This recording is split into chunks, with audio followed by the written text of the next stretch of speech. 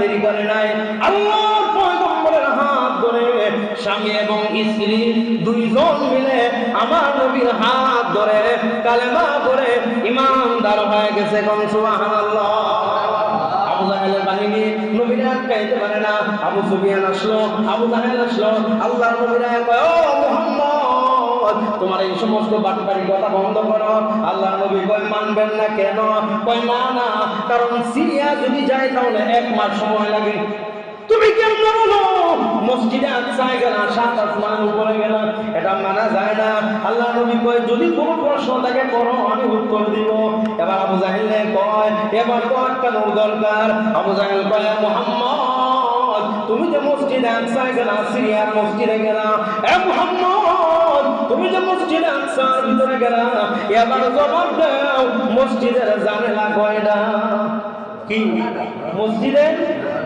এইটা কোন প্রশ্ন? বন্ধ। ঢাকা শহরে আপনি গিয়ে নামাজ পড়ছেন, এখন আমি আসার পরে যদি বলি যে আপনি ঢাকা গেছেন, এটা আমি মানি না। মানবো যদি বলেন যে আজকে যে নামাজ পড়ছেন জোহরের, এই মসজিদের জানালা কটা, দরজা কটা, কোন? আচ্ছা কোন তো এটা মানা যায়? নবীকে কি প্রশ্ন করছে যে মসজিদে আকসার দরজা জানালা কয়টা, সিঁড়ি কয়টা? আল্লাহর নবী তো এইগুলো বলার জন্য গিয়েছিল নাকি? নবীজি গিয়েছে নামাজ পড়ার জন্য, এগুলো তো করার জন্য তিনি যায় নাই। এই অবস্থায় আল্লাহ হাবিব তো বড় বিপদে পড়ে গেলেন। আবু বকর বলেন, ইয়া রাসূলুল্লাহ, যদি সত্য নবী হয়ে থাকেন আপনি এর উত্তর দেন, জবাব দেন। নবীজি সাল্লাল্লাহু আলাইহি সাল্লাম আল্লাহর কাছে হাত উঠাইলেন। আল্লাহ রাব্বুল আলামিন বলেন, জিবরাইল যাও আমার বন্ধুর সামনে বাইতুল মুকাদ্দাসের দৃশ্যটা তুলে ধরো। সুবহানাল্লাহ। আবু জাহেল বসে রইল, উতবা সাইবা, আবু জাহেল বসে রইলেন, আবু সুফিয়ান বসে রইলেন। আল্লাহর নবী বলেন, এবার বলো দরজা কয়টা বলবো? এবার বলো দরজা কয়টা বলো।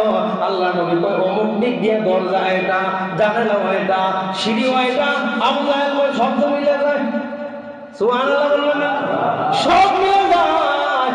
এমন কালেমা বলি বলেন, এরা তো মূলত আটকানোর জন্য হয়েছে।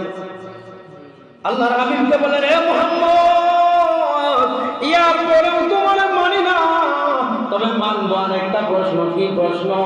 আমাদের এই জায়গা থেকে একটা কাফেলা গিয়েছিল সিরিয়া, এরা রাস্তায় আছে, কোন জায়গায় আছে তুমি বলো।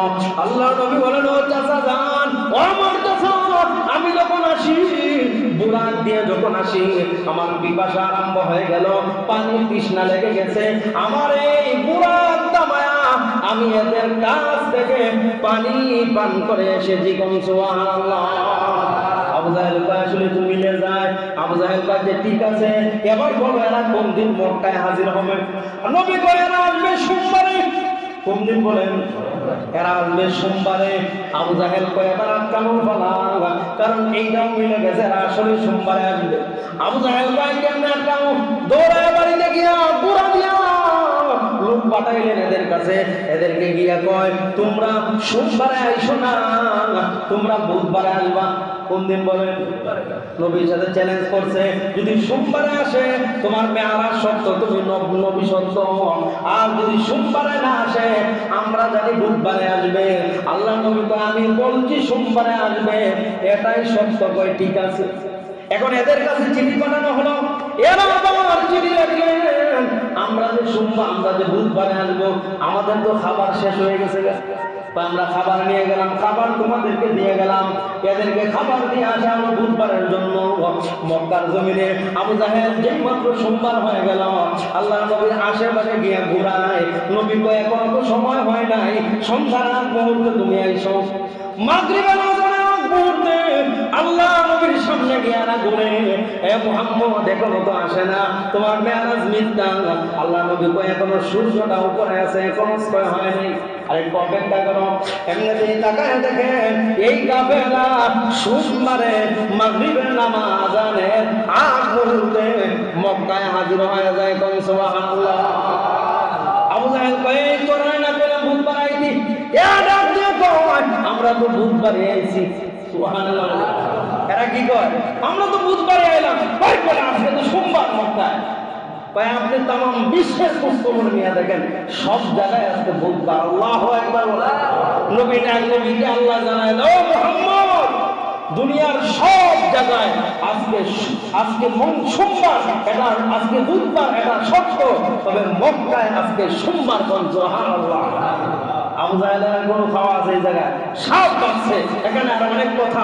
এরপরে মুহতারাম হাজিরিন, আল্লাহর নবীকে সাহাবায়ে